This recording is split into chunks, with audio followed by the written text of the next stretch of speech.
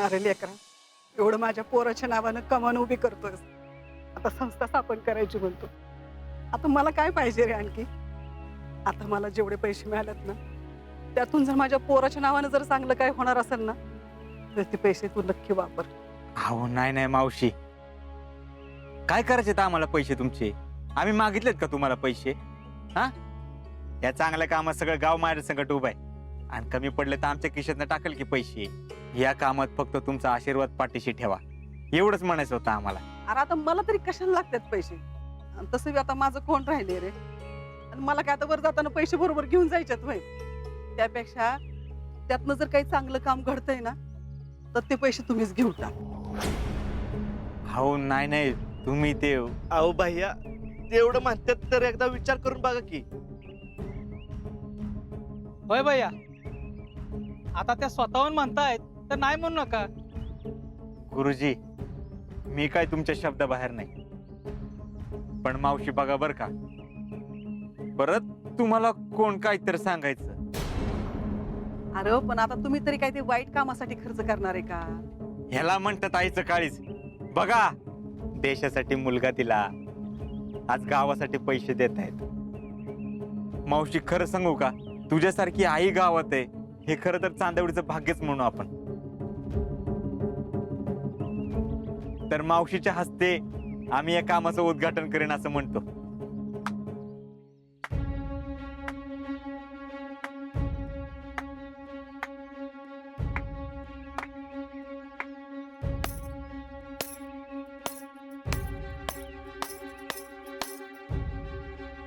वा हर्षवर्धन वा, मानलं पाहिजे तुम्हाला.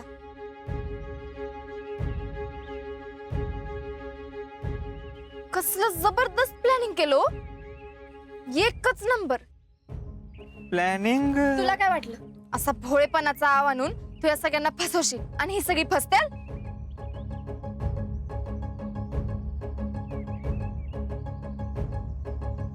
पण एक गोष्ट लक्षात ठेव, जवळ मी हाय तवर असं कधीच होऊ देणार नाही.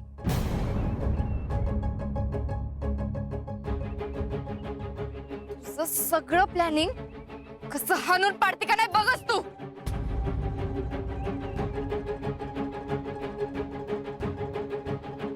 अगं शीतल, अगं काय बोलतीस तू?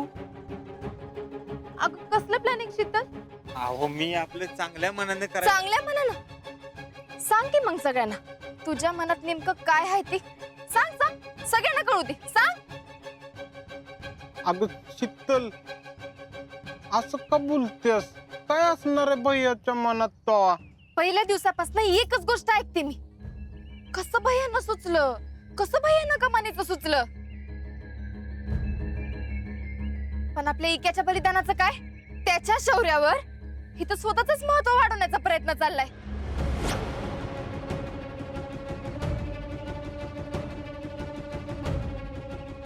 कसं तुम्हाला सगळ्यांना कळत नाही? शीतल, तू शांत हो बरं, तू नको याच्यात पडू. नाही ना ना, तुम्हाला नाही माहिती त्याच्या डोक्यात काय चाललंय ते.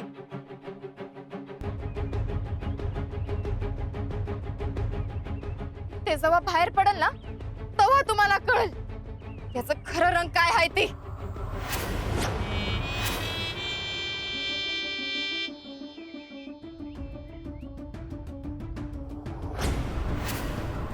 काय हो आमच्या मनात? नाही कळू दे सगळ्यांना, सगळ्या गावाला कळू दे, आम्हालाही कळू दे काय आहे आमच्या मनात. सांगा काय आहे? नाटकं करणं तर कुणी तुझ्याकडनं शिकाव. मावशे, तुला माहितीये इक्याच्या नावानं यानं संस्था काढायची ठरवली.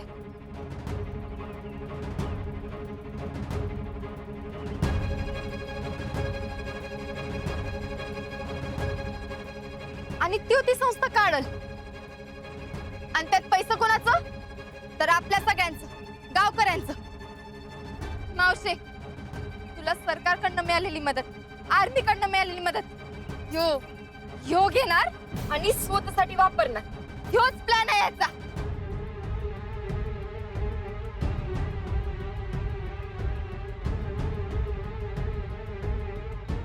शीतल, अगं काय बोलतेस तू? मामा, मी खरं सांगते, हेच आहे ह्याच्या डोक्यात. शीतल, आपण कुठं काय बोलतोय याचा जरा विचार कर. शीतल, आज रक्षाबंधन म्हणून यो मुहूर्त काढलाय, ते बी तुला बरं वाटावं म्हणून. आणि तू राहुल्या, अरे तुला ए शीतल, तू या बरं इकडं. उगाच गावासमोर शोभा नको. हो मामी, माझं ऐकून तर घ्या, मी खरं सांगते. शीतल, तुला कोणी सांगितलं बाया संस्थाकडून पैसे खाणार आहेत ते? हा, कापली उचललीचे पण लावले टाळ्याला. गोट्या, त्यानं स्वतःहूनच सांगितलंय मला. राहुल्या, एवढे दिवस झाले की आठवलं नाही वे तुम्ही सगळ्यांनी? कधी बी याला आणि इक्याला एकत्र बघितलं होतं?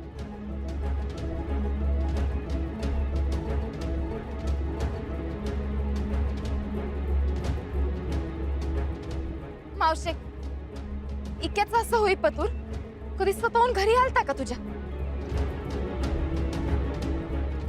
आता बरं डब्याचं सुचत याला. अगं, हे असं सगळं करून तुझा विश्वास जिंकून सगळं पैसा स्वतःकडे लाटायचा प्लॅन आहे याचा.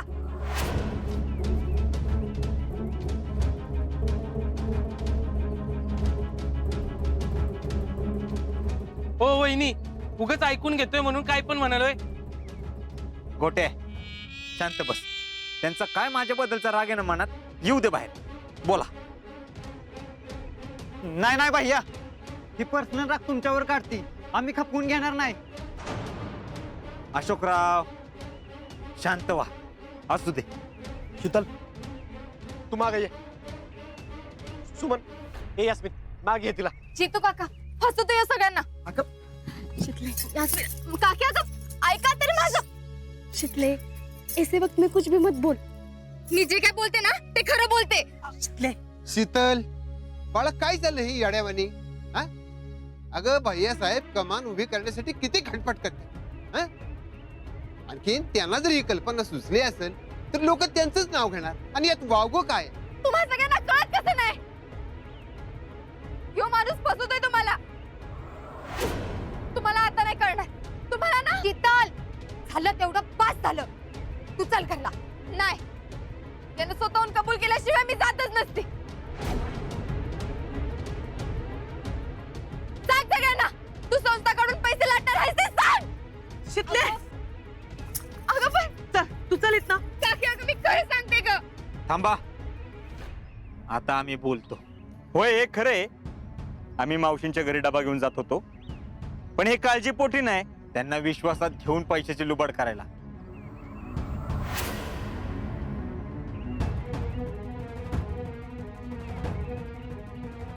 होय, हे खरंय, आम्ही इथं कमान बांधणार आहे, ते आमचं नाव व्हायला, विकेचं नाव व्हायला नाही.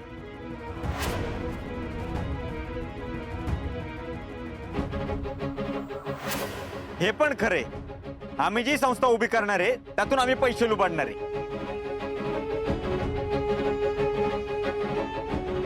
आणि याच्यामध्ये आम्हाला कोण साथीदार आहे माहितीये?